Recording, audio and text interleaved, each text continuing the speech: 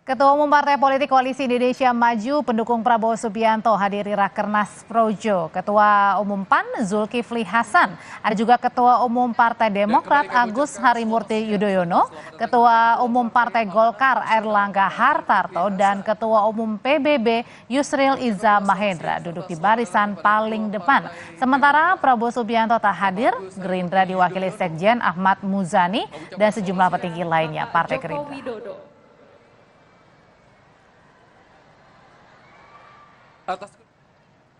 Sementara putra sulung Joko Widodo Gibran Raka Buming Raka hadiri Rakernas ke-6 Projo. Gibran tiba pukul 14. Setelah menyalami relawan, Gibran langsung menghampiri para ketua umum partai politik Koalisi Indonesia Maju.